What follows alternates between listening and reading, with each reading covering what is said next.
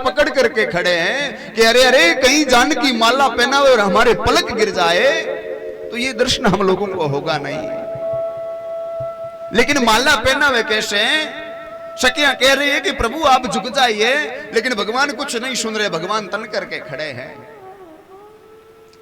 सखियों ने विश्वामित्र जी जनक जी तक आवाज पहुंचाई। जनक जी ने कहा कि मेरा स्वयंवर कराने का काम था, मेरी पुत्री के लायक वर मिल गया, मेरा काम पूरा हो गया, अब मैं बालकों में कुछ बोल नहीं सकता हूं। उन्होंने मना कर दिया। विश्वामित्र जी गए, कहा कि मैं स्वयंवर में लाने का काम था, मैं ले आया हूं, अब मैं मेरे शिष्यों को ये नहीं कहूंगा कि आप झुको। लक्ष्मण जी को इशारा किया कि लक्ष्मण जी आप कहिए। लक्ष्मण जी ने कहा कि मैं झुकने के लिए कैसे कह सकता हूं, मेरे बड़े भाई है। आजकल तो कहने की भी आवश्यकता नहीं है, वरमाला लेकर के आवे उससे पहले झुक करके तैयारी है कहीं दूसरे को नहीं पहना दे। लेकिन पहले मर्यादा थी, भगवान मर्यादा पुरुषोत्तम थे, वो तन करके खड़े हैं। माता जानकी को कष्ट हो रहा है, लक्ष्मण जी को कहा कि अरे अरे मैया को कष्ट हो रहा है। लक्ष्मण जी ने मन में विचार किया कि इनको कष्ट हो रहा है, लेकिन मैं ऐसी क्या लीला करूं जिसके मेरे भैया को यह भी नहीं कहना पड़े कि आप झुक जाओ और काम भी हो जाए।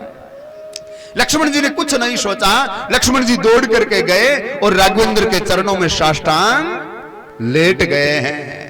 भगवान रामचंद्र जी भी भूल गए कि मैं स्वयंवर में खड़ा हूं। लक्ष्मण जी को उठाने के लिए तैयार हुए, लक्ष्मण जी को उठाने के लिए झुके तो माता जानकी ने वरमाला भी पहना दी है। बोलो सियावर रामचंद्र भगवान की।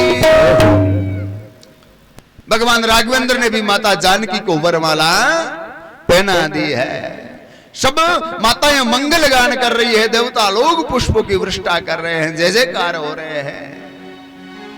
और जनक महाराज ने अयोध्या पत्रिका लिखी कि अपने चारों पुत्रों को लेकर के आवे और मेरे घर मेरी कन्याओं के साथ आपके चारों पुत्रों का मैं विवाह करना चाहता हूं।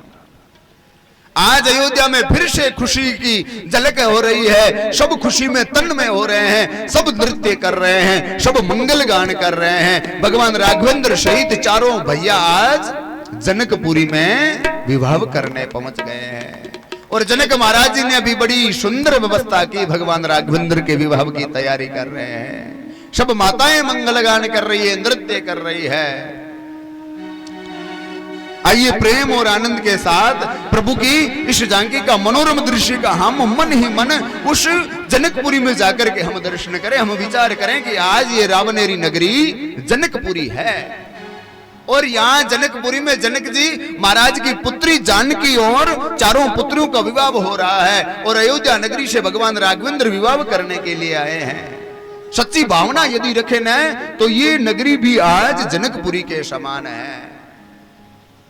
राघवेंद्र का विवाह जानकी के साथ हुआ है, लखनलाल जी का विवाह उर्मिला के साथ हुआ है, मांडवी का विवाह भरतलाल जी के साथ हुआ है, सुतकीर्ति का विवाह शत्रुघ्न जी के साथ हुआ है। आज विधिवत चारों भाइयों का विवाह संपन्न हो गया है।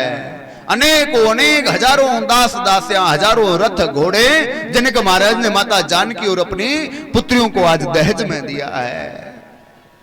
जनक जी महाराज आकर के दशरथ जी से प्रार्थना करें कि प्रभु यदि हमसे कोई भूल हो गई है, यदि कोई कमी रह गई है ना तो आप हमें माफ कर देना। दशरथ जी ने कहा कि महाराज कोई कमी नहीं है। आज विधिवत माता जानकी सहित चारों पुत्रियों को विदाई दी है और विदा होकर के प्रभु राम जी सहित चारों भाई आज अयोध्या नगरी में पहुंचे हैं। अयोध्या नगरी में तीनों माताएं स्वर्ण की थाली लेकर के आरती करने के लिए तैयार हैं। पूरी अयोध्या नगरी के लोग एकत्रित हुए हैं, अयोध्या नगरी के बालक सब नृत्य कर रहे हैं। देवता लोग भी इस झांकी का दर्शन करने के लिए आए हैं। भगवान राघवेंद्र सहित चारों भाइयों का विवाह संपन्न हुआ। ऐसी झांकी का हम सब लोग मन ही मन विचार करें, मन ही मन प्रभु का दर्शन करें। और इस विवाह में यदि भगवान के विवाह में इस उत्सव में हम यदि कन्यादान मान लें, चाहे प्रभु के प्रति हम कुछ भी समर्पण भाव मन ही मन के भाव से करें तो मन ही मन ऐसा भी हम कर सकते। बोलो भक्तवत्सल भगवान की जय हो। सब माताएं आकर के स्वर्ण थाली से आरती करना प्रारंभ कर दिया है और अयोध्या नगरी की सब माताएं मंगल गान कर रही है। तो रामचंद्र जी सहित चारों भाइयों का विवाह संपन्न हो रहे हैं, देवता लोग स्तवन कर रहे हैं। बड़ी सुंदर मनोरम झांकी आज अयोध्या नगरी के लोग सब उत्सव में तन्मय हो गए। बोलो भक्तवत्सल भगवान की जय हो। अब आगे की